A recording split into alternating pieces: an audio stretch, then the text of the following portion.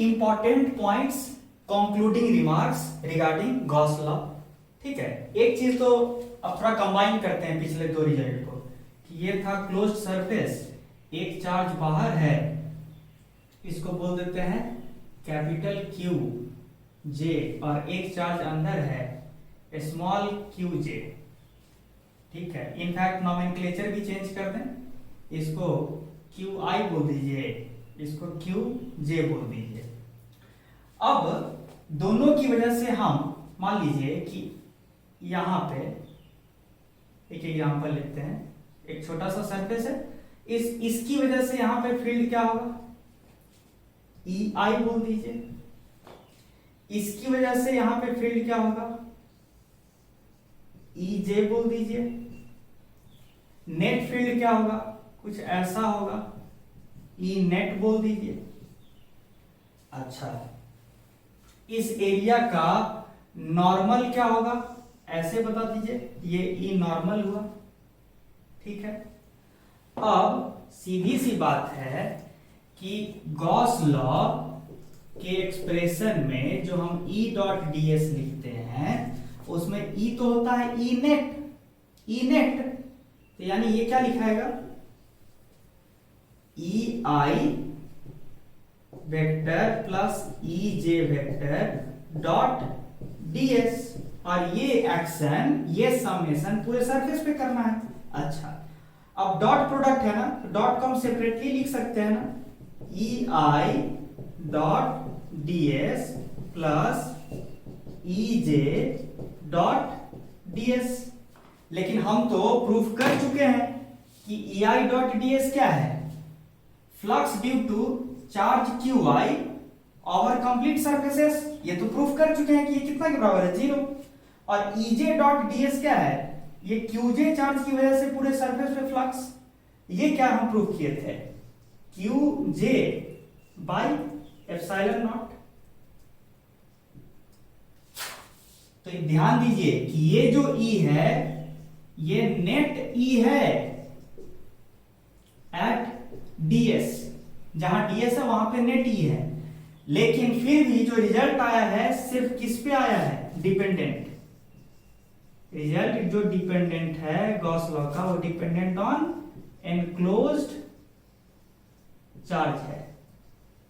तो ये हम दोनों कॉम्बिनेशन को यहां पे एक साथ रख के एक जनरल स्टेटमेंट दे दिए। ठीक है, ये हुआ पहला पॉइंट। दूसरा इंपॉर्टेंट पॉइंट पे भी आते हैं। अब दूसरा इंपॉर्टेंट पॉइंट देखिएगा,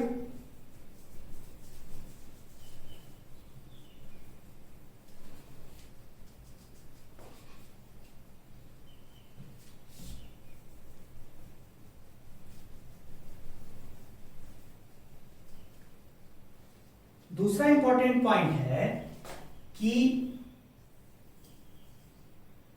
जो सरफेस S है, क्लोज्ड सरफेस, उसके या तो चार्ज बाहर हो या चार्ज अंदर हो, गॉस लॉ एप्लीकेबल नहीं होगा यदि पॉइंट चार्ज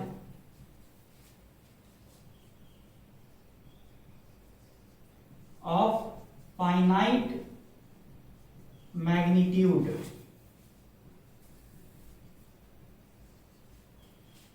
ठीक है, इसको शॉर्ट में डिस्क्रीट पॉइंट चार्ज बोलते हैं, discrete point charge.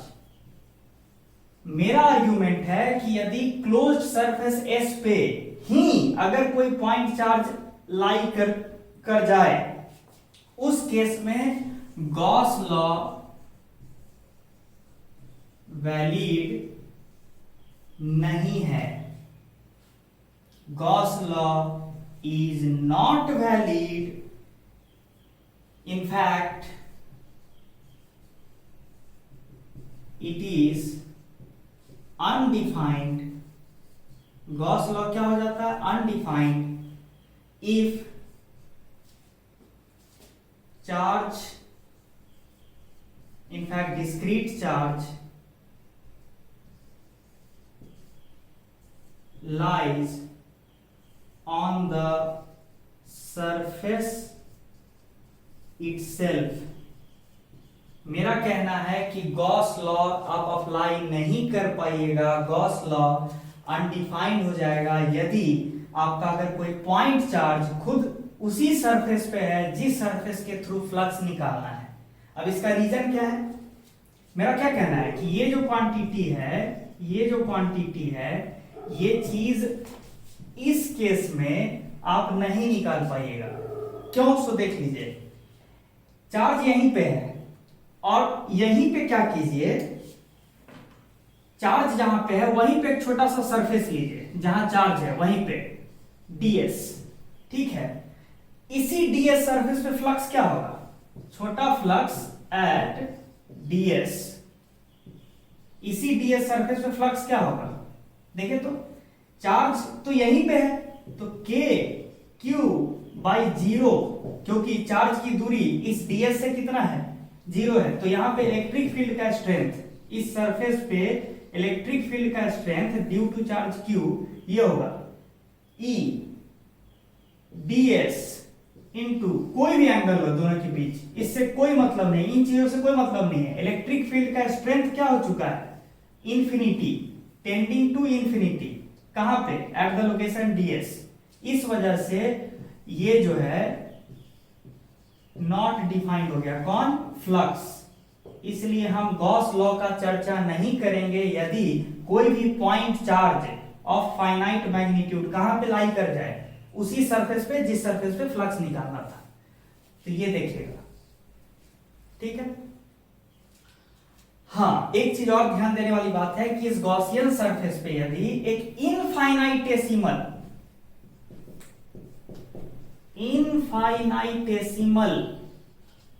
Charge dq अगर इसी क्लोज सरफेस पे बहुत ही टेंडिंग टू 0 मैग्नीट्यूड का चार्ज है dq, वो रखा हुआ, तब आप गॉस लॉ लगा सकते हैं।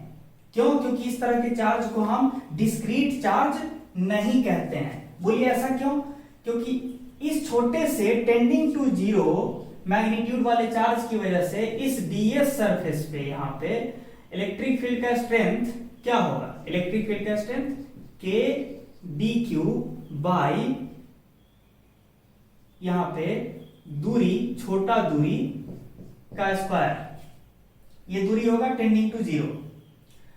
ये टेंडिंग टू 0 क्वांटिटी की वजह से नीचे डिनोमिनेटर में 0 है तो वो पूरे टर्म को बड़ा करना चाहेगा, लेकिन ये dq को लिखने का तरीका देखिए, k बाई छोटा दूरी का स्क्वायर, और ये dq को क्या लिखेगा, ये जो dq है छोटा सा चार्ज, उसको क्या लिख सकते हैं, यहां का वॉल्यूम चार्ज डेंसिटी गुने यहां का वॉल्यूम dv, यानी क्या लिखा गया, electric field strength k into volume charge density, यहां का वॉल्यूम चार्ज डेंसिटी गुने वॉल्यूम बाई दूरी का dr का स्क्वायर। dr हो गया कि ये जो छोटा सा चार्ज है ना उसका थिकनेस। अब बताइए कि जो वॉल्यूम है ना, ये वॉल्यूम है, होता है लेंथ गुने ब्रेड्थ गुने हाइट, यानी ये ट्रिपल ऑर्डर का है, और नीचे जो क्वांटिटी बैठा हुआ है डबल ऑर्डर का है। तो नीचे जो छोटा क्वांटिटी है वो डबल ऑर्डर का है, ऊपर जो छोटा क्वांटिटी है वो ट्रिपल ऑर्डर का है। तो जो ट्रिपल ऑर्डर का छोटा क्वांटिटी होगा वो बहुत छोटा हो जाएगा ना। In short dv by dr का स्क्वायर जो है वो टेंडिंग टू 0 होगा, ना कि टेंडिंग टू इंफिनिटी होगा। तो हम क्या कंक्लूड कर सकते हैं, we can conclude that in case infinitesimal charge lies at the Gaussian surface, then flux due to such charge through, कौन से सरफेस के थ्रू, थ्रू ds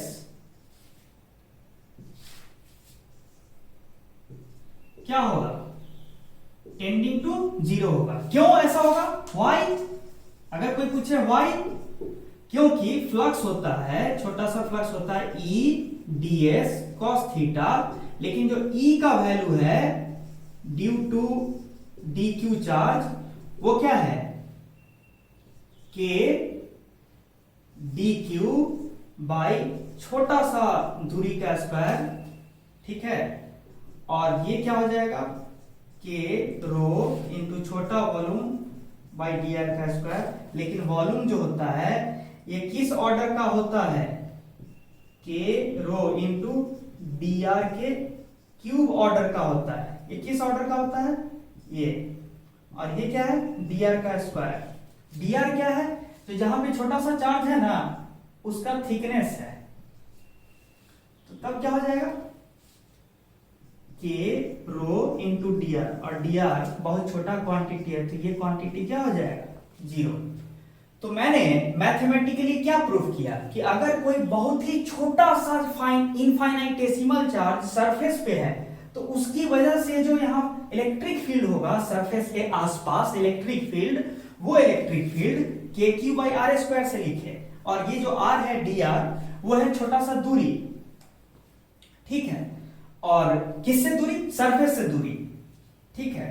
और इस तरह से हम इलेक्ट्रिक फील्ड लिख दिए छोटे से चार्ज की वजह से, और दिखा दिए कि छोटे मैग्नीट्यूड वाला चार्ज की वजह से सरफेस पे फील्ड का वैल्यू टेंडिंग टू 0 होगा।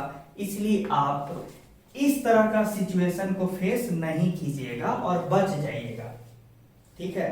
तो कंक्लूजन क्या हुआ कि डिस्क्रीट चार्ज हुआ सरफेस पे तो गॉस लॉ नहीं लगाइएगा, और इनफाइनाइटेसिमल चार्ज हुआ तो गॉस लॉ लगाइएगा।